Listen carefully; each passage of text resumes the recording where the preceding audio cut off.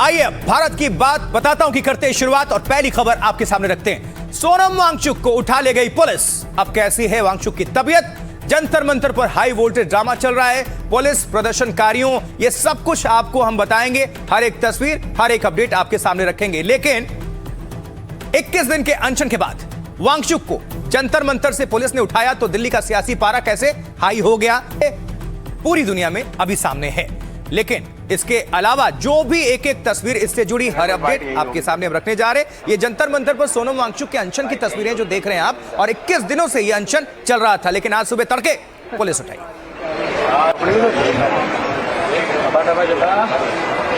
वांगचुक को पुलिस द्वारा उठाए जाने के बाद सियासी बयानबाजी काफी तेज हो गई है। अनशन के दौरान कई पार्टी के नेताओं ने प्रदर्शन का समर्थन किया था, वांगचुक से मुलाकात भी की थी, जिसकी तस्वीरें देख रहे हैं।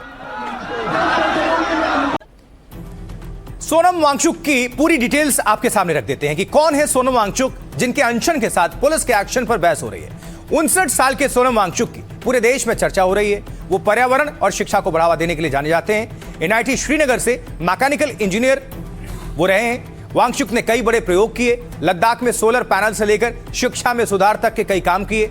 लद्दाख में सूखे और पानी की कमी दूर करने के लिए कृत्रिम ग्लेशियर्स बनाए। उनकी आइस स्तूप तकनीक देश दुनिया में काफी मशहूर हुई। समाज और पर्यावरण से जुड़े कामों के लिए रेमन मैग्सेसे अवार्ड भी उनको मिला। पिछले कुछ सालों से प्रदर्शन और धरने को लेकर चर्चा में है। साल भर पहले लद्दाख को पूर्ण राज्य बनाने की मांग पर धरने पर बैठे थे। तब लेह में हिंसा भड़की थी, जबरदस्त 4 की मौत हुई और आरोप वांगचुक पर भी लगे। सोनम वांगचुक तब 170 दिनों तक जोधपुर की जेल में रहे थे। एनएसए के तहत हिरासत में लेकर जोधपुर जेल भेजा गया था उनको। जेल में थे तो कैदियों को ठंड से परेशान होते देख एक आइडिया सुझाया था।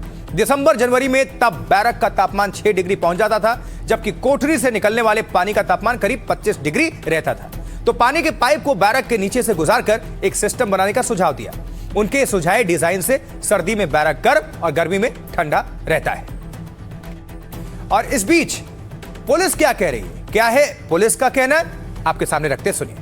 कि आज सुबह तकरीबन 6:30 बजे के आसपास पुलिस के प्रेजेंस में सोनम वांगचुक की जब सेहत खराब होती है, तबीयत खराब होती है, तो उन्हें अस्पताल ले जाया जाता है सफदरजंग में, जहां पर उनके सेहत को प्रॉपर्ली जो है मॉनिटर किया जा सके। इससे पहले हमने देखा था कि कोर्ट के फैसले के बाद, क्योंकि सोनम वांगचुक तकरीबन 20 दिनों से यहाँ पर हंगर स्ट्राइक पे बैठे थे, भूखे थे, कुछ खा नहीं रहे थे, जिसकी वजह से उनके जो वाइटल पैरामीटर्स हैं, जैसे बीपी हो गया, ब्लड शुगर हो गया, वेट जो है तकरीबन 8 से 9 केजी के आसपास वेट जो है वो लूज कर चुके थे।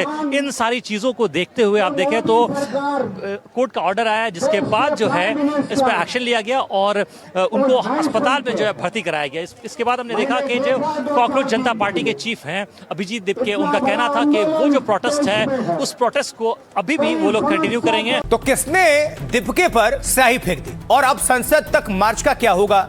कॉकरोच पार्टी फाउंडर दिपके पर महिला ने स्याही फेंकी। जंतर मंतर पर वांगचुक को ले जाने के बाद यह घटना हुई। अभिजीत दिपके जंतर मंतर पर भूख हड़ताल कर रहे थे, तभी अचानक एक महिला ने उन पर स्याही फेंक दी, जिससे वहां पर अफरा तफरी का माहौल हुआ। मौजूद भीड़ ने महिला को पकड़ लिया। उस वक्त दिपके वहां मौजूद लोगों से बातचीत कर रहे थे। इससे पहले अभिजीत दिपके ने अनिश्चितकालीन भूख हड़ताल का ऐलान किया। नेहा, आमीन और मनीष जंतर मंतर पर पहले से अनशन पर हैं। दिपके ने 20 जुलाई को संसद तक रैली निकालने का ऐलान किया है। इसी दिन संसद का मॉनसून सत्र शुरू हो रहा है। दिल्ली पुलिस के सूत्रों के मुताबिक संसद मार्च की अनुमति नहीं मांगी गई है। कॉकरोच जनता पार्टी ने पुलिस से इसको लेकर अनुमति नहीं मांगी है। यह बात हो गई इधर दिल्ली की। अब आगे बढ़ते हुए अब आपको लिए चलते पश्चिम बंगाल। क्या हो रहा है वहां पर देखिए। अभिषेक बनर्जी के दफ्तर पर बुलडोजर चला है। पहले अवैध निर्माण का नोटिस दिया गया था, जब खुद एक्शन नहीं लिया गया तो चल गया बुलडोजर। यह अभिषेक बनर्जी का दफ्तर है जो आप देख रहे हैं, जिस पर बुलडोजर कार्रवाई की गई है। और बुलडोजर एक्शन से पहले की तस्वीरें जरा आप देखिए।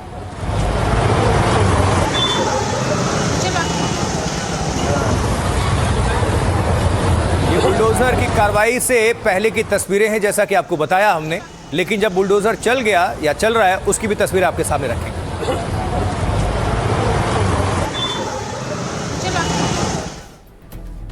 तो बुलडोजर की कार्रवाई से पहले ऑफिस पर नोटिस चस्पा किया गया था। ये देखिए नोटिस।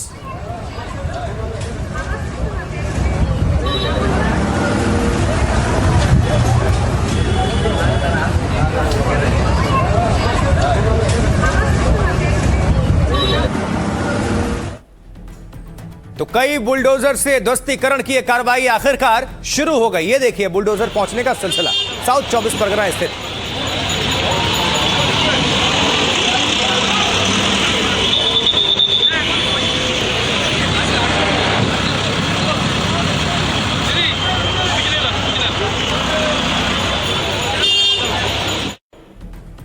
वहीं अभिषेक बनर्जी के दफ्तर पर बुलडोजर चलाया गया। ये उस समय की तस्वीरें आप देखिए अब जरा।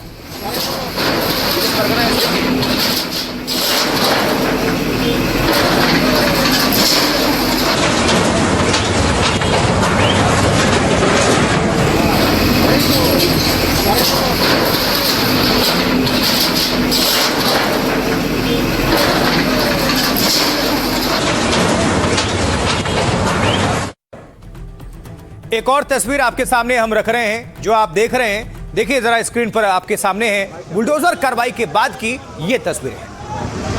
जब पूरी तरह से एक्शन हो गया कार्रवाई, उसके बाद की तस्वीर।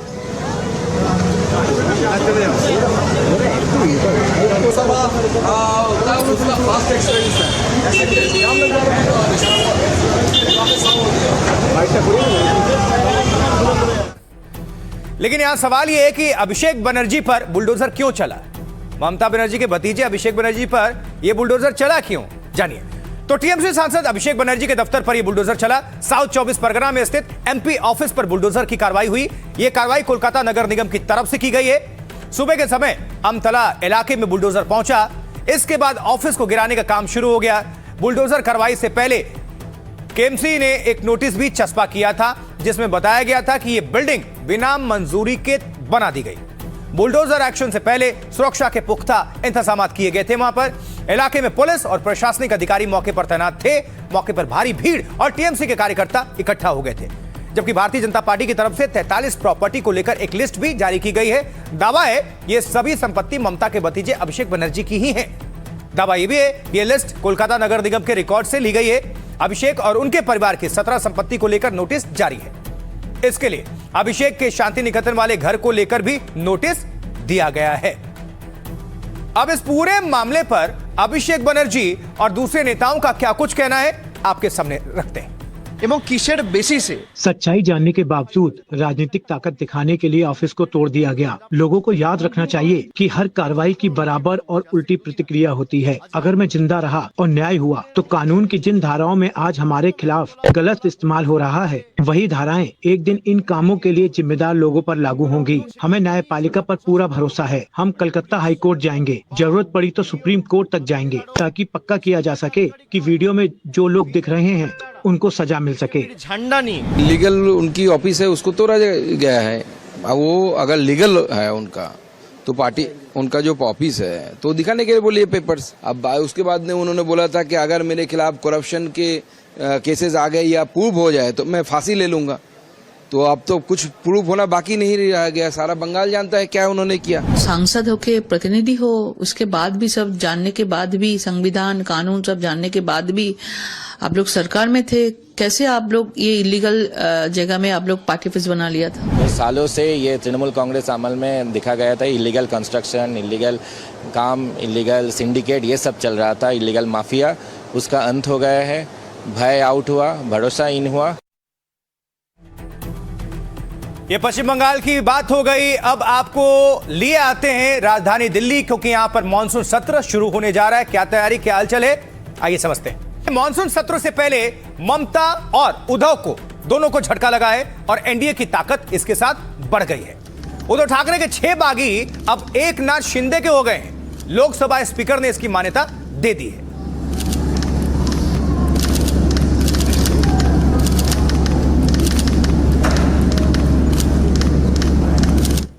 और वहीं ममता बनर्जी के बागियों के लिए भी खुशखबरी है, क्योंकि बागी गुट को सर्वदलीय बैठक में शामिल होने का न्योता मिल गया है। ये देखिए,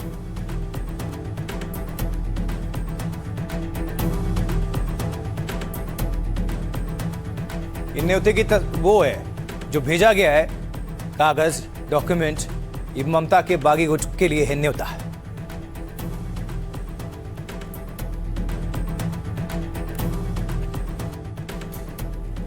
उधर लोकसभा में अब ममता बनर्जी की ताकत कम हो गई है। 28 की जगह अब सिर्फ 8 सांसद ममता बनर्जी के पास बचे हैं।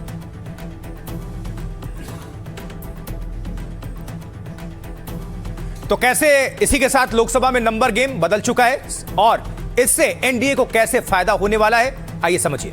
देखिए, टीएमसी के बागी लोकसभा सांसदों को बैठक का न्योता मिला। मॉनसून सत्र के लिए एनसीपीआई को न्योता भेजा गया है। टीएमसी के बागी 20 सांसद एनसीपीआई में शामिल हो चुके हैं और इस बीच किरण रिजिजू ने बैठक का न्योता भेज दिया है। बागी गुट ने स्पीकर से एनसीपीआई के तौर पर मान्यता की मांग की।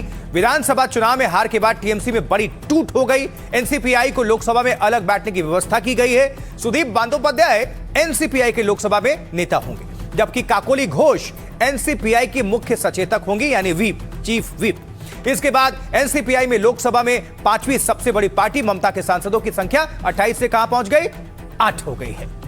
और लोकसभा में अब उधर जरा पश्चिम बंगाल से आपको दूसरी तरफ महाराष्ट्र में लिए चलते हैं। उद्धव की बागियों पर भी फैसला आ चुका है। उद्धव गुट के 6 सांसद अब शिंदे की शिवसेना में शामिल हो गए हैं। लोकसभा स्पीकर ने 6 सांसदों को मान्यता दे दी है और इसके बाद शिवसेना के सांसदों की संख्या हो गई है बढ़कर 13, जबकि उद्धव गुट के पास अब सिर्फ कितने बचे हैं, 3 सांसद। तो अभिषेक बनर्जी ने बागियों को लेकर आज बयान दिया है। अभिषेक ने क्यों कहा कि 1 घंटे में इस्तीफा दे दूंगा, सुनिए जरा। अगर किसी को मेरे से दिक्कत है, मैं तो चुनौती देता हूं भाई। 60 एमएलए गए हैं, कुछ लोग गए, 20 एमपी गए, मैं आपको चुनौती देता हूं, आप लौट के आओ ममता बनर्जी के पास। 24 घंटे के अंदर मैं अपना इस्तीफा दे दूंगा। ओपन चैलेंज दे रहा हूं, आप लौट के आओ, 24 घंटे के अंदर मैं अपना इस्तीफा दे देता हूं। 24 घंटा, चलो 24 घंटा छोड़ दो, 1 घंटा भी ले लो और कम करता हूं। हमारे सांसद जो चुराए गए या डकैती हुई, अब उनको बताया जा रहा है कि वो सब सज्जन है, वो एकनाथ शिंदे वाली शिवसेना के ही सांसद हैं, जबकि हमारे नाम पर चुन के आए, हमारे चुनाव चिन्ह पे चुन के आए। हमारे नेताओं ने जो लोकसभा में प्रतिनिधित्व करते हैं पार्टी का, उन्होंने चिट्ठी भी लिखा ओम बिरला जी को कि दोनों पक्षों का बात सुने बिना आप निर्णय मत दीजिए, फिर भी आपने निर्णय दे दिया। ये दिखाता है कि लोकतंत्र कमजोर होता जा रहा है। एक और सवाल सियासी गलियारों में इन दिनों उठ रहा है, क्या शरद पवार एनडीए में शामिल होंगे? अगर होंगे तो इसकी शर्त क्या होने वाली है?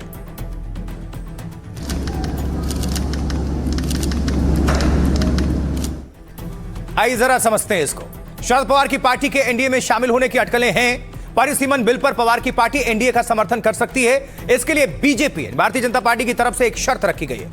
सूत्र बता रहे हैं कि पहले एनसीपी के दोनों दलों का विलय करना होगा, इसके बाद ही शरद पवार की एनडीए में एंट्री होगी। एनसीपी अजित गुट पहले से एनडीए के साथ है। पवार की शिंदे से मुलाकात को लेकर अटकलें तेज हुई थी और इसके बाद पवार ने फडणवीस की भी जमकर तारीफ की। सुप्रिया सुले ने इशारों में बिल के समर्थन की बात कही थी और इसके बाद एनसीपी शरद गुट के एनडीए में शामिल होने की अटकलें हैं। बीजेपी ने साफ किया है कि शरद गुट का बीजेपी में विलय नहीं होगा। लोकसभा में शरद गुट के 8 सांसद हैं। अभी एनसीपी के दोनों गुटों में विलय को लेकर पहले बात हुई थी। दावा है कि अजीत पवार विलय के लिए तैयार हो गए थे, लेकिन उनके निधन के बाद दोनों गुटों के विलय की चर्चा बंद हो गई। अब फिर से विलय को लेकर पार्टी और परिवार में घमासान बढ़ सकता है। एनडीए में शरद पवार की एंट्री की अटकलों पर से सुनेत्रा पवार असहज बताई जा रही हैं। इसको लेकर सियासतदान क्या कुछ कह रहे हैं, सीधा सुनवाते हैं उनकी जुबानी। गाड़ी चाहिए, लाल दिए की गाड़ी मिलेगी, बंगला मिलेगा, आजू बाजू पुलिस रहेगी, मान सम्मान मिलेगा, बस और क्या चाहिए। ऐसा बीजेपी उनको कहेगी।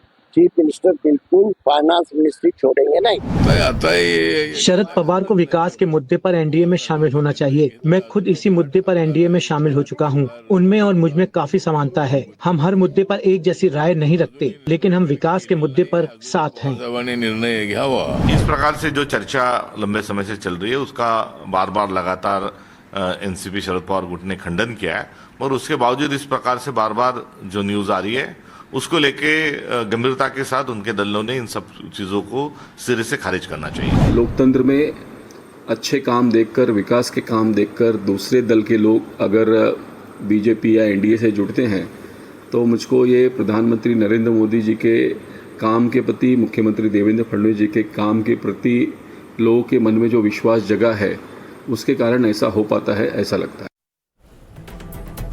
ये बात होगी पॉलिटिक्स की। अब जरा बात करते हैं आमिर खान और धमकी की, क्योंकि आमिर खान को लॉरेंस गैंग की तरफ से धमकी मिली। कैसे, आइए समझिए। खान ने जब से तीसरी शादी की है गौरी स्प्रेड से, वो लगातार विवादों में हैं। उनका निशाना उनको लेकर साधा जा रहा है, लेकिन अब वो लॉरेंस गैंग के टारगेट पर आ गए हैं। जिस दिन शादी हो रही थी उस दिन की तस्वीरें आप देख रहे हैं और उसकी खुशी।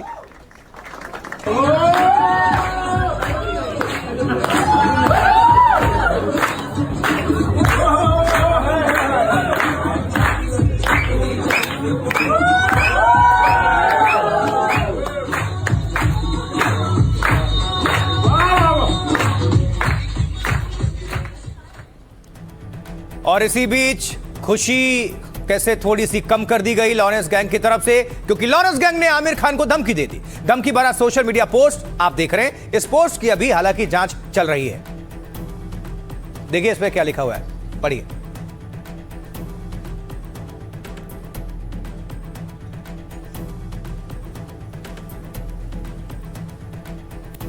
और सोशल मीडिया पोस्ट तो आया ही, लेकिन इस पोस्ट के साथ ही एक धमकी भरा ऑडियो भी सामने आया है। अब वो ऑडियो आपके सामने रखते हैं। हालांकि एनडीटीवी इस ऑडियो की पुष्टि नहीं करता। जय श्री सीताराम सभी भाइयों को। मैं आरजू बिश्नोई, लॉरेंस बिश्नोई का छोटा भाई। ये जो हमारे संस्कृति के खिलाफ हमारे देश में आमिर खान जैसे लोग लव जिहाद को बढ़ावा दे रहे हैं, इसको चेतावनी है कि इसकी हरकतों को हम कभी बर्दाश्त नहीं करेंगे। इसको इसके साथियों को चेतावनी है कि जल्दी इनकी सांसें दबा दी जाएगी। जहां भी ये मिले इनको चमत्कार, ऐसा चमत्कार दिखाएंगे कि याद रखेंगे, आगे से ऐसी हरकत करने में सोचेंगे।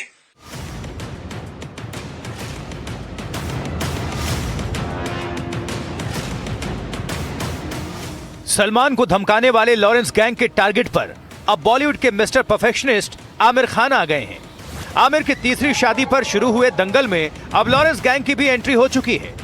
लॉरेंस गैंग ने आमिर और गौरी की शादी को लव जिहाद करार दे दिया है और बॉलीवुड के स्टार आमिर खान को सांसें दबा देने की धमकी जारी की गई है। आमिर खान जैसे लोग लव जिहाद को बढ़ावा दे रहे हैं, इसको चेतावनी है कि इसकी हरकतों को हम कभी बर्दाश्त नहीं करेंगे। इसको इसके साथियों को चेतावनी है कि जल्दी इनकी सांसें दबा दी जाएगी। जहां भी ये मिले इनको चमत्कार, ऐसा चमत्कार दिखाएंगे कि याद रखेंगे, आगे से ऐसी हरकत करने में सोचेंगे। तो क्या ये पूरा मामला, चलिए विस्तार से समझ लेते हैं। देखिए, जब से आमिर खान ने तीसरी शादी की है वो लगातार टारगेट पर हैं। लगातार विरोध के बाद वो लॉरेंस गैंग के निशाने पर आ चुके हैं। गैंग ने सोशल मीडिया पोस्ट और ऑडियो जारी करके धमकी दी, जिसको सुनवाया आपको हमने। पोस्ट में लिखा, ये जो हमारी संस्कृति के खिलाफ हमारे देश में आमिर खान जैसे लोग लव जिहाद को बढ़ावा दे रहे हैं, हम इसे बर्दाश्त नहीं करेंगे और इसका जवाब जल्द से जल्द देंगे। ये चीज हमारे सनातन धर्म और देश के खिलाफ है। प्रसिद्धि के नाम पर जो इसे बढ़ा रहे हैं, हम उनकी सांसें दबा देंगे। आमिर को धमकी देने वाला लॉरेंस का भाई आरजू बिश्नोई बताया जा रहा है। लॉरेंस गैंग ने आमिर खान की तीसरी शादी को लव जिहाद बताया है। हालांकि आमिर खान कह चुके हैं कि उनकी तीसरी पत्नी हिंदू नहीं है, ईसाई है।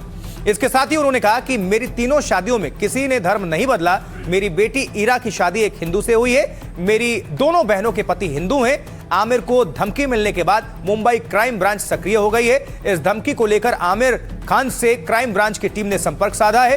फिलहाल क्राइम ब्रांच की टीम इस पूरे मामले को लेकर जांच कर रही है। तो लॉरेंस गैंग आमिर खान को धमका रहा है, तो वहीं इस मामले में सियासत भी जबरदस्त हो रही है, भरपूर हो रही है। नेताओं का क्या कुछ कहना है, सुनिए। जब आमिर खान ने शादी की तीसरी, उसमें उसकी दोनों बीबियां पहले वाली थी। जब उनको तकलीफ नहीं तो इनको क्या तकलीफ है मुझे पता नहीं है। वो मुस्लिम है करके टारगेट किया जा रहा है क्या आमिर खान? ऐसे धमकी देने वालों से मुंबई के लोगों को डरने की जरूरत नहीं है। मुंबई पुलिस एक सक्षम पुलिस है और ऐसे जितने भी धमकी देने वाले हैं उनको समय रहते मुंबई पुलिस पकड़ लेती है और उनका जीना हराम कर देती है। इसके पहले भी सलमान खान को धमकी आई थी। इसके पहले बाबा सिद्दीकी की 3 दहाड़े हत्या हो गई थी। उसके पहले बहुत सारी हत्याएं हुई हैं या धमकियां आई हैं। तो ये धमकियां आती हैं तो ये सरकार को देखना चाहिए कि क्यों आ रही हैं, कहाँ से आ रही हैं, और उसकी जांच होनी चाहिए। अगर कोई दोषी है तो उसकी गिरफ्तारी होनी चाहिए। आगे बढ़ते हुए अगली खबर आपके सामने अब रखते हैं। बात हम उद्धव ठाकरे के राम रक्षा आंदोलन की करने जा रहे हैं। कैसे राम मंदिर में हुई चढ़ावा चोरी के बाद सियासी भूचाल आ चुका है, विस्तार से आपके सामने ये पूरी खबर रखने जा रहे हैं। अब जरा देखिए, उद्धव ठाकरे नागपुर पहुंच गए। आज राम मंदिर में दर्शन किए और अपने खास नेताओं के साथ दर्शन पूजन करते नजर आए और यहीं से उद्धव ठाकरे ने राम रक्षा आंदोलन का आगाज कर दिया।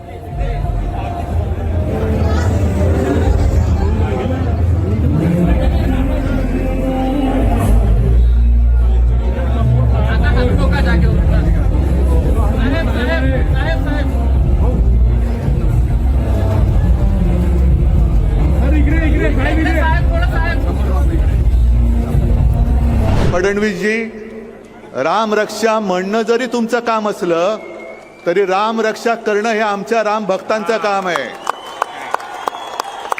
आम्ही रामरक्षक आहोत. इधर योगी आदित्यनाथ आज उत्तर प्रदेश गाजियाबाद में थे, जहां उन्होंने शिव मंदिर में दर्शन पूजन किए और आशीर्वाद लिया. इस दौरान मंदिर के महंत से भी योगी ने काफी देर मुलाकात की.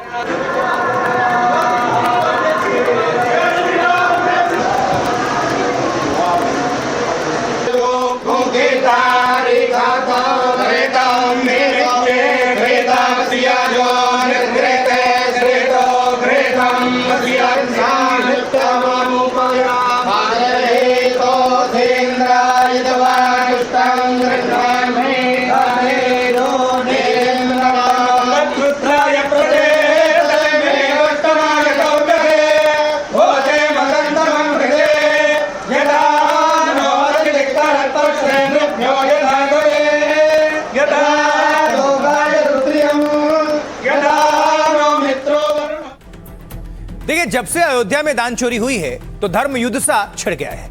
इसी बीच शंकराचार्य अविमुक्तेश्वरानंद हनुमानगढ़ी पहुंच गए, जहां उन्होंने दर्शन पूजन किया.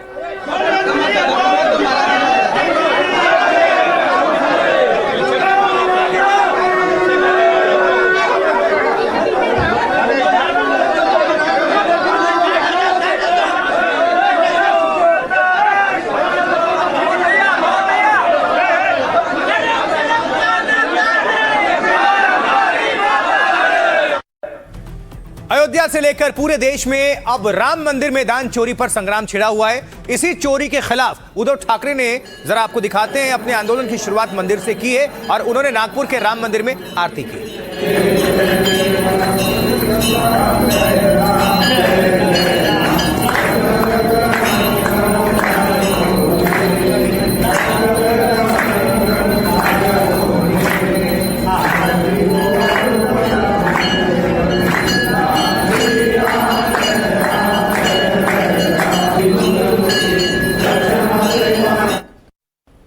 और उद्धव ठाकरे इस दौरान राम रक्षा पाठ करते हुए नजर आए. मंदिर परिसर में काफी देर वो आदित्य ठाकरे, संजय राउत समेत नेताओं के साथ राम रक्षा पाठ करते रहे.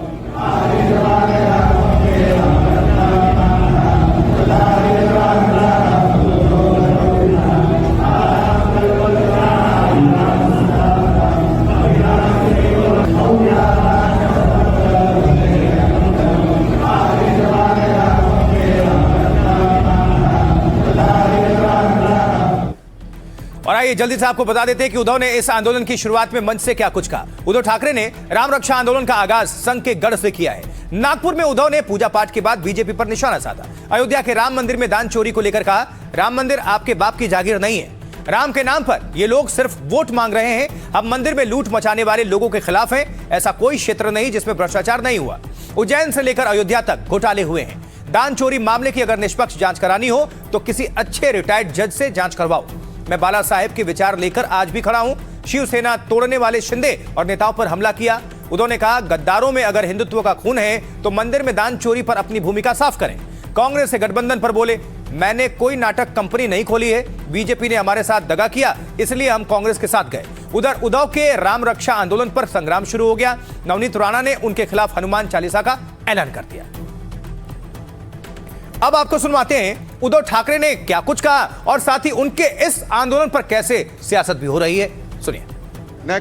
हमें बीजेपी मुक्त राम चाहिए. ये चोरी डकैती केवल दान चोरी तक सीमित नहीं है. ये हिंदू की आस्था पर आघात है. हम मंदिर में लूट मचाने वालों के खिलाफ हैं. मोहन भागवत को जवाब देना चाहिए. जहां यूपी में उनकी सरकार है, वहां अगर ऐसे दान चोरी हो रही है तो उनका हिंदुत्व ढोंगी है. देवेंद्र फडणवीस, आप मंदिर लूटने वाले के साथ हो कि राम रक्षा करने वालों के साथ हो. ऐसा कोई क्षेत्र नहीं जिसमें भ्रष्टाचार नहीं हुआ है. उज्जैन से लेकर अयोध्या तक घोटाले हुए हैं. अगर सरकार के खिलाफ कोई कुछ बोलेगा तो उन्हें देशद्रोही कहा जाता है. राम मंदिर ये आपके बाप की जागीर नहीं है. ये तो दिखावा है और ये मुंह में राम बगल में छुरी वाली बात है. अभी उनको पता चला है जो राम का नहीं किसी काम का नहीं, इसलिए राम का नाम ले रहे. और उनको पार्टी की चिंता है, पार्टी की रक्षा करने की चिंता है, इसलिए राम रक्षा उनको याद आई है. में जब रामलला का मंदिर, भव्य मंदिर बना और उसका उद्घाटन हुआ, लोकार्पण हुआ, तब उद्धव ठाकरे जी रामलला के दर्शन करने भी नहीं गए, क्योंकि उनका घमंड और उनका अहंकार इतना बड़ा था कि रामलला को उन्होंने छोटा उस वक्त कर दिया था, और आज वो राम रक्षा की बातें करते हैं। ट्रस्टीज को उस ट्रस्ट बोर्ड पे लाया था, उन्होंने राम मंदिर की चोरी की है। ये तो पूरे देश देख रहे हैं और सारे हिंदू ये देख रहे हैं कि भाजपा ने कैसे, और भाजपा के जो ट्रस्टी है उन्होंने कैसे राम मंदिर को लूटा है। उसके खिलाफ सारे हिंदू रास्ते पे आए, सारे राम भक्त रास्ते पे आए। जिस पार्टी ने हिंदुत्व को तिलांजलि दे दी, जिस पार्टी ने भगवान राम से नाता तोड़ दिया, जिस पार्टी ने कांग्रेस से हाथ मिलाने के लिए शिवसेना प्रमुख बाला साहब ठाकरे के हिंदुत्व की राजनीति त्याग दी, उस पार्टी को भगवान राम का नाम लेने का भी कोई नैतिक अधिकार नहीं। बीजेपी ने इस देश की राजनीति को बिल्कुल बिल्कुल खराब कर दिया है, बिल्कुल डर्टी लेवल पे लेके गए। जो उद्धव ठाकरे साहब को राम रक्षक का पुस्तक भी मालूम नहीं था, वो आज राम रक्षक का पुस्तक ढूंढ के उसके ऊपर पठन करने नागपुर पहुंचे हैं। मुझे ऐसा लगता है कि उनको बहुत ज़्यादा पश्चाताप था, तो उन्होंने जाके रामलला के वहाँ पे जाके पठन करना चाहिए था। चलिए, नेताओं को आपने सुन लिया, कुछ पक्ष में और कुछ विपक्ष में।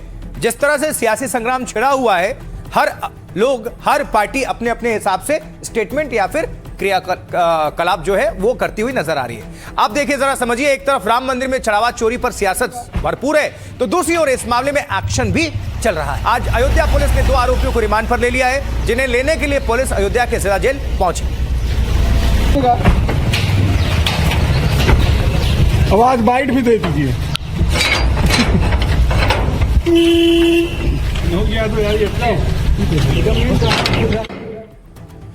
अब पुलिस ने जिन 2 आरोपियों को रिमांड पर लिया है, उसमें एक है टिन्नू यादव और दूसरा है मनीष यादव। कपड़े से मुंह ढके हुए आरोपी हैं, जिन्हें पुलिस अपने साथ लेकर जा रही है। देखिए जरा, जहां दोनों से आमने सामने बिठाकर पूछताछ हो सकती है। सर सीओ साहब साइड हो जाइए। सीओ साहब एक मिनट लगातार देख सकते हैं टीवी स्क्रीन दिखाएंगे कि जिस तरह से सीओ अयोध्या बकायदा और जो है एसओजी की टीम जो है टीम यादव को साथ लेकर के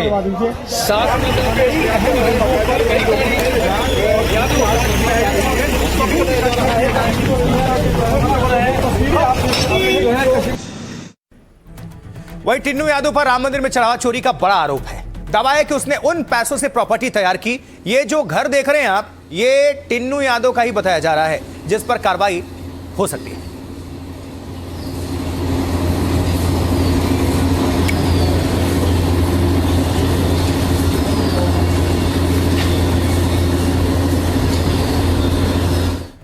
अब चलिए जल्दी से समझिए कि चढ़ावा चोरी को लेकर क्या एक्शन हो रहा है, क्या क्या हो चुका है। चढ़ावा चोरी केस में फिर किसी बड़े खुलासे की उम्मीद है, क्योंकि पुलिस को 2 आरोपियों की रिमांड मिल सकती है। टिन्नू यादव और मनीष यादव को रिमांड पर ले लिया है, जिसके बाद पुलिस दोनों आरोपियों को अपने साथ लेकर गई। रिमांड पर लेने के बाद उन्हें पुलिस लाइन के लिए लेकर जाया गया। इस दौरान टिन्नू यादव कपड़े से अपना मुंह छुपाता रहा, जिसके बाद उसका मेडिकल कराकर पूछताछ की गई।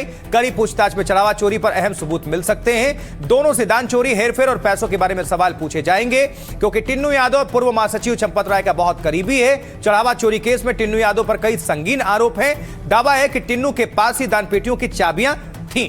आरोप है कि टिन्नू ने ही मनीष मंदिर में काम पर लगवाया था मनीष को, क्योंकि टिन्नू उर्फ रमा शंकर यादव और मनीष चाचा भतीजे हैं आपस में। टिन्नू यादव का भतीजा मनीष यादव भी दान चोरी का आरोपी है। अयोध्या पुलिस का दोनों की 39 घंटे की रिमांड मिली हुई है, जिसमें आरोपी चाचा भतीजों से सच उगलवाने पर जोर रहेगा। उधर मंदिर के चढ़ावे में चोरी पर प्रायश्चित अनुष्ठान चल रहा है। दूसरे दिन कई साधु संत विष्णु सहस्त्रनाम स्तोत्र का पाठ करते हुए नजर आए, ताकि रामलला के मंदिर में हुई गलतियों का प्रायश्चित हो सके। यह प्रायश्चित अनुष्ठान। तो चढ़ावा चोरी का मुद्दा लगातार सियासी मुद्दा भी बना हुआ है, लेकिन संत भी इस दान चोरी से भड़के हुए हैं और कार्रवाई की मांग कर रहे हैं। वहाँ पुजारी हमारे संतुष्ट हैं, सब खुशी से पूजा पाठ कर रहे हैं, तो रामलला के सब ठीक ही है। हम अयोध्या के साधु संत और पूरा देश ये चाहता है कि जो दोषी हैं, दोषी पर कड़ी से कड़ी सजा दीजिए, लेकिन जो निर्दोष हैं, निर्दोषों के ऊपर कोई आरोप नहीं लगना चाहिए। एसआईटी तो रिपोर्ट है, मगर राम भक्तों को शंका है चंपत राय से, इसीलिए चंपत राय को निकालना बहुत जरूरी है। मदरसों में फंडिंग कहाँ से आ रही है, उसका भी एक बार हिसाब मांगे। सनातन संस्कृति पर उंगली उठाना इनको अच्छी तरह पता है कि उत्तर प्रदेश के लोग, देश के लोग कभी भी इनको स्वीकार नहीं करेंगे। और समाजवादी पार्टी को तो माफ़ी मांगनी चाहिए देश के लोगों से, क्योंकि निहत्थे कारसेवकों पर गोली चलाकर इन्होंने अपने मुंह को, अपने हाथों को खून से रंगने का काम। वही सुरक्षा करने वाले, वही बनाने वाले, वही लूटने वाले, सब वही हैं। इसका प्रश्न आप विपक्ष से मत पूछिए। मुझे लगता है ये सवाल आपको भाजपा और जिन लोगों ने दान दिया है उन सब से सवाल पूछिए। मैं जनता से अपील करती हूँ, कुछ लोगों की गलती के कारण अपनी आस्था को कमजोर नहीं करें, क्योंकि आस्था एक स्थायी चीज है। जिन लोगों ने गड़बड़ी की है उनको बहुत बहुत कड़ी से कड़ी सजा मिले। विश्व हिंदू परिषद से हम उम्मीद भी नहीं कर सकते हैं, और वो चंपत राय बंसल हैं। अगर वो चंपत राय यादव होते या चंपत राव पटेल होते या चंपत राय निषाद होते तो अब तक उनकी बलि चढ़ गई होती। अयोध्या मामले में तो कार्रवाई हो ही रही है। इसी बीच बद्रीनाथ मंदिर में भी चोरी पर एक्शन लगातार जारी है। एक और आरोपी की इस केस में गिरफ्तारी हुई है।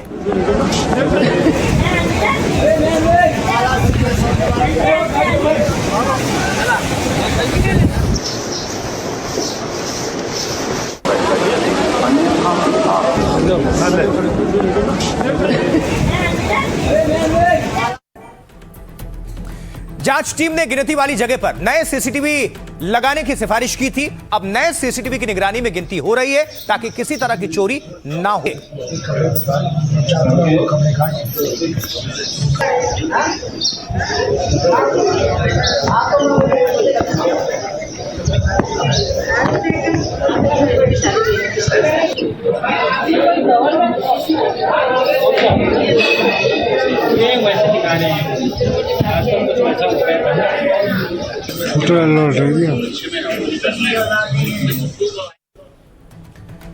और वहीं पुलिस ने इस मामले में अब तक गिरफ्तार आरोपी राजेंद्र चौहान को जेल भेज दिया है। सीसीटीवी में कई बार चोरी करते हुए यह पकड़ा गया था, जिसके बाद इसे कोर्ट ने जेल भेज दिया।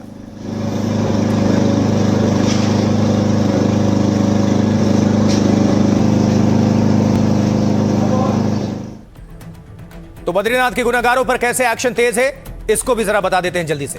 एसआईटी ने बद्रीनाथ धान चोरी केस में बड़ी कार्रवाई की है। दान और भेंट चोरी के आरोप में एक और गिरफ्तारी हुई है। राजेंद्र चौहान नाम के आरोपी को गिरफ्तार किया गया है, जो बद्रीनाथ केदारनाथ समिति का मंदिर अधिकारी रहा है। इससे पहले प्रमोद नौटियाल की भी गिरफ्तारी हो चुकी है। पुलिस के मुताबिक पहले नामजद आरोपी प्रमोद नौटियाल को 12 जुलाई को गिरफ्तार करके न्यायिक हिरासत में जेल भेजा गया। इसके बाद इस मामले में फिर से एक और आरोपी दबोचा गया, जो समिति का स्थायी कर्मचारी और तत्कालीन मंदिर अधिकारी है। राजेंद्र चौहान नाम के इस आरोपी शख्स पर गंभीर आरोप है। एसआईटी के मुताबिक इस मामले में सीसीटीवी फुटेज खंगाले गए हैं, जिनमें राजेंद्र चौहान कैश, दान सामग्री और आभूषण चुरा रहा था। दावा है कि 22, 25 और 29 जून 2026 के सीसीटीवी में यह दिखा है वो कई बार 500 रुपए के नोटों की गड्डियां जेब में रख रहा था। दान सामग्री और आभूषण भी अपनी जेब में रख रहा था। इन सबूतों और बयानों के आधार पर उसे ज्योतिर्मठ से उठाया गया। पहले पूछताछ की गई और बाद में राजेंद्र को गिरफ्त में ले लिया गया, जिसके बाद पुलिस ने आरोपी राजेंद्र को कोर्ट में पेश किया। अदालत ने उसे 14 दिनों की न्यायिक हिरासत में जेल भेज दिया है। यानी बद्रीनाथ धाम दान चोरी केस में अब तक 2 आरोपी जेल में हैं। इस मामले में गिरफ्तारी पर पुलिस ने क्या कहा, सुनिए। जो भी तथ्य आ रहे हैं उसके आधार पर हम लोग प्रयास कर रहे हैं कि आगे भी विवेचना में सफलतापूर्वक काम कर सकें। राजेंद्र सिंह चौहान की निशानदेही पर एक पीली धातु की चेन, कुछ विदेशी मुद्रा, केसर के डिब्बे, उसके जो कक्ष था बद्रीनाथ में, वहाँ से बरामद किए गए हैं। और हम सभी पहलुओं पर देख रहे हैं कि इनके द्वारा जो सीसीटीवी फुटेज में विभिन्न चीज़ें और पैसे वगैरह उठाने की बात आ रही है, उसको किस किस प्रकार से इन लोगों के द्वारा ठिकाने लगाया गया। और अब बात अंतरिक्ष में उड़ान की, क्योंकि अब विक्रम 1 की सफल उड़ान, बिल्कुल, जिसने आज अंतरिक्ष में एक और नया कीर्तिमान रच दिया है। तस्वीरें देख लीजिए पहले। अब जरा समझिए, ये जो आपको हम दिखा रहे हैं, आज आंध्र प्रदेश के श्रीहरिकोटा में कैसे इतिहास बना है भारत में, जब विक्रम 1 रॉकेट ने उड़ान भरी है। ये नया And we have great views coming from the tracking cameras and isn't this quite something? Vikram 1 ने अपनी उड़ान भरी, प्रथम चरण का प्रज्वलन प्रारंभ हो चुका है। विक्रम 1 ने प्रक्षेपण पथ को लांघकर आकाश को भेदने का निर्णय ले लिया है, एक ब्रह्मास्त्र की तरह। 5, 4, 3. ये बहुत खुशी की बात और पूरे देश के लिए गर्व की बात। सफल लॉन्चिंग के बाद ये रॉकेट अंतरिक्ष की ओर तेज गति के साथ आगे बढ़ता हुआ नजर आया और फिर वैज्ञानिकों ने इसकी कामयाब उड़ान का ऐलान कर दिया। I am privileged to formally announce that the first ever Indian private sector launch has been successfully completed. और जैसे ही पता चला कि भारत का पहला कमर्शियल लॉन्च व्हीकल की उड़ान सफल है, तो वैज्ञानिकों की टीम क्या कर रही, देखिए जश्न मनाना शुरू।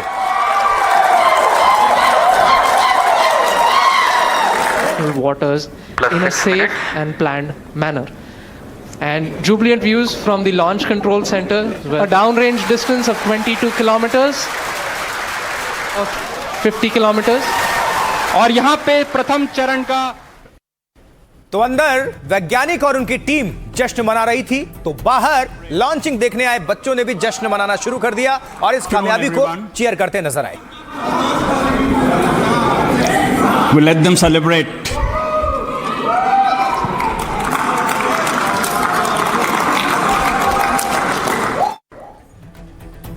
खुद प्रधानमंत्री नरेंद्र मोदी ने विक्रम-1 रॉकेट की लॉन्चिंग की सफलता पर वैज्ञानिकों को बधाई दी। फोन करके उन्होंने स्काई रूट के सीईओ को फोन करके पूरी टीम को वहां से बधाई दी। पहले तो आपको बहुत बहुत बधाई। Sir, we are very very privileged to hear you. Skyroot ने 2 काम किए हैं, एक तो आसमान में नए पौधे गाड़ दिए हैं और दूसरा जमीन में भी उस रूट्स को आपने मजबूती दी है जो देश के नौजवानों को आगे आने की प्रेरणा देगी। कब से मेरा ध्यान जो गया, आपकी पूरी टीम 25-30 साल की दिखती है, ये मुझे और खुशी दे रही थी। शुरू में आपके चेहरे पर चिंता भी नजर आती थी, लेकिन फिर मैं देख रहा था कि खुशियों से माहौल भर गया। आइए जल्दी से बताते हैं कि कैसे आज का दिन भारत के स्पेस सेक्टर में मील का पत्थर साबित होगा। आखिर क्या है विक्रम-1, समझिए। विक्रम-1 ये भारत का पहला कमर्शियल लॉन्च व्हीकल है, यानी इसके जरिए सैटेलाइट्स की लॉन्चिंग हो सकेगी। विक्रम-1 भारत का पहला प्राइवेट ऑर्बिटल रॉकेट है जिसकी लॉन्चिंग पहले ही टेस्ट में कामयाब रही है। जब कोई रॉकेट पृथ्वी के चारों ओर चक्कर लगाने लायक स्पीड हासिल कर लेता है तो वो ऑर्बिटल रॉकेट कहलाता है। यह स्पीड 28,000 किलोमीटर प्रति घंटा या 7.8 किलोमीटर प्रति सेकंड होती है। विक्रम-1 हल्के और मजबूत कार्बन कंपोजिट स्ट्रक्चर से बना है। कार्बन फाइबर स्टील की तुलना में 5 गुना हल्का होता है। इससे रॉकेट का वजन कम हो जाता है और ईंधन दक्षता बढ़ जाती है।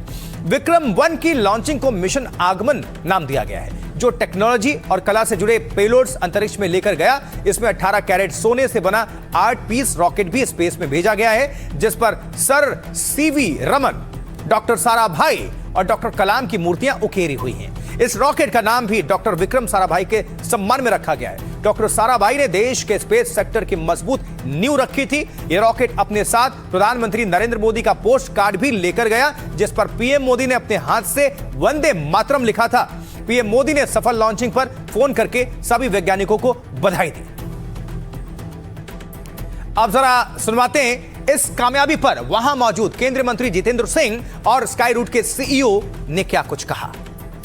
गौरव का पल है हम सबके लिए, सारे भारतवासियों के लिए।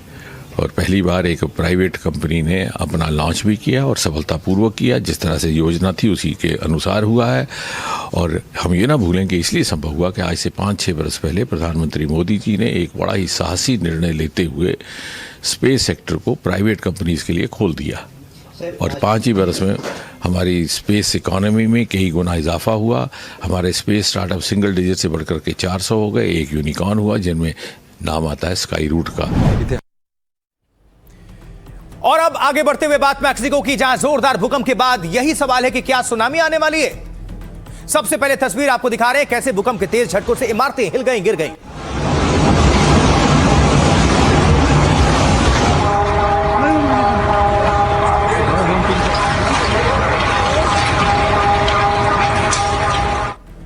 और दुकान में जब झटके महसूस हुए तो वहां सामान गिरने लगे, कैमरे में कैद हो गई।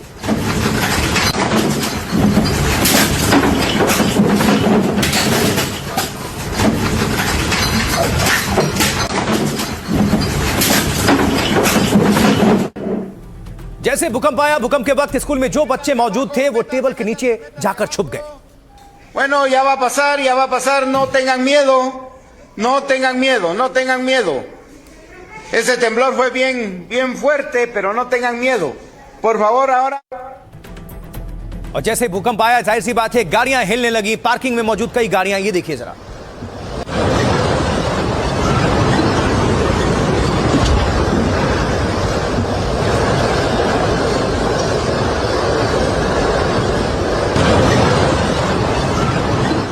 ये जोरदार भूकंप के झटके सीसीटीवी में लाइव तस्वीरें कैद हो रही थी। लोग घरों से निकलकर भागते हुए कैमरे में दिख रहे थे।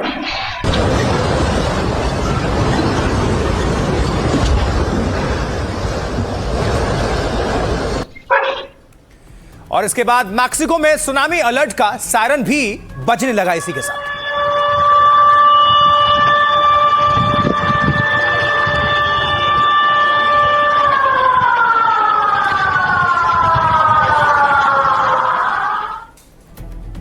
और अब लाइफ का फंडा। गुस्सा आने पर तुरंत प्रतिक्रिया देने की बजाय कुछ पल ठहर जाएं, रुक जाएं।